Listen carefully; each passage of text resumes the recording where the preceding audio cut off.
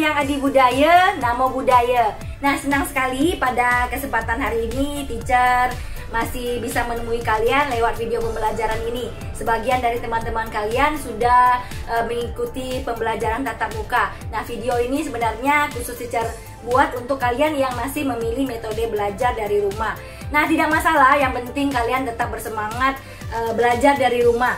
Nah, untuk murid-murid teacher yang sudah melakukan tatap muka di sekolah, teacher rasa kalian masih perlu menonton video pembelajaran ini. Karena apa? Karena di sekolah kita punya waktu yang sangat singkat untuk membahas materi pelajaran kita. Sehingga untuk mengulang pelajaran, teacher rasa kalian masih boleh menonton video pembelajaran ini. Baiklah anak-anak, kita akan lanjut materi pembahasan kita di pelajaran 6 tentang Buddha Guruku. Nah, pertemuan-pertemuan sebelumnya di bagian-bagian pertama dan bagian kedua kita sudah membahas mengenai Buddha, Guru, Dewa, dan Manusia. Nah, pada bagian itu kita membahas Pangeran Gotama yang meninggalkan istananya yang mewah untuk pergi menjadi petapa. Kenapa dia rela meninggalkan istananya yang mewah dan tinggal di hutan menjadi seorang petapa ya? Karena Pangeran Gotama ini ingin menemukan cara agar kita semua terbebas dari penderitaan. Selanjutnya di bagian yang kedua kita membahas mengenai Buddha yang merupakan penyelamat manusia. Ada dua suku yang bertengkar, lalu Buddha menasehatinya sehingga mereka tidak jadi berperang. Nah, Buddha adalah penyelamat manusia. Dan hari ini kita akan membahas materi tentang Buddha penyelamat hewan. Pelajaran 6 bagian yang ketiga, Buddha penyelamat hewan. Suatu hari, Buddha sedang berjalan. Buddha melihat seorang bapak. Bapak itu sedang menarik kambing. Kambing itu akan dikorbankan. Kambing itu akan dilemparkan ke dalam api. Bapak itu melihat Buddha.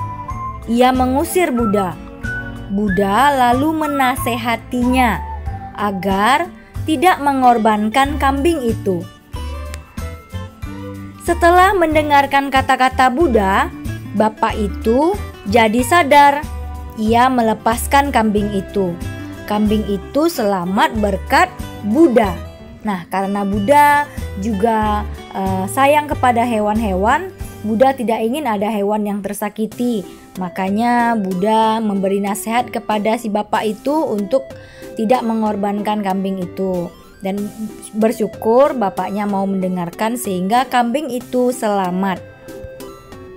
Ada lagi kisah lainnya, yaitu suatu ketika Gajah Nalagiri mengamuk. Semua orang lari ketakutan. Gajah itu berlari ke arah Buddha. Biku Ananda melindungi Buddha. Tapi Buddha membuatnya pindah ke tepi.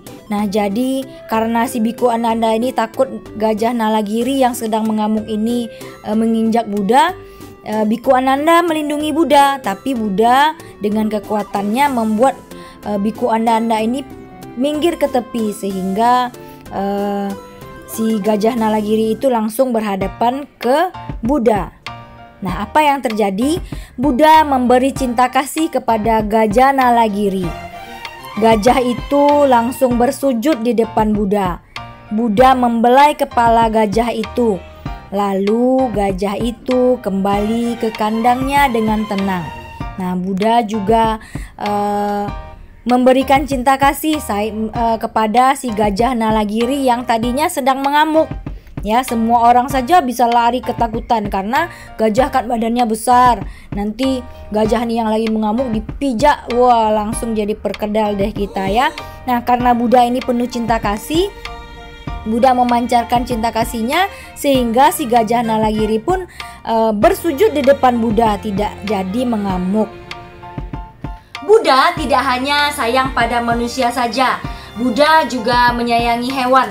Hewan yang besar, hewan yang kecil, semuanya Buddha sayangi. Nah, kita juga harus mencontoh sikap teladan ini. Kita juga harus menyayangi hewan-hewan. Seperti cerita yang teacher sampaikan tadi, Buddha bahkan menyelamatkan hewan. Nah, jadi Buddha ini bukan hanya penyelamat manusia saja, namun Buddha juga menyelamatkan hewan. Baiklah anak-anak, sekian dulu pembahasan kita di materi pelajaran 6 bagian yang ketiga ini tentang Buddha yang merupakan penyelamat kita semua, penyelamat manusia dan juga penyelamat hewan-hewan. Nah, hari ini tidak ada tugas, tapi teacher minta kalian untuk kembali mengulang-ulang materi kita di pelajaran 6 ini, karena materi kita di pelajaran 6 ini cukup panjang. Nanti masih ada bagian yang keempat. Terima kasih atas perhatiannya. Namo Sang Hyang Adi Budaya, Namo Buddhaya.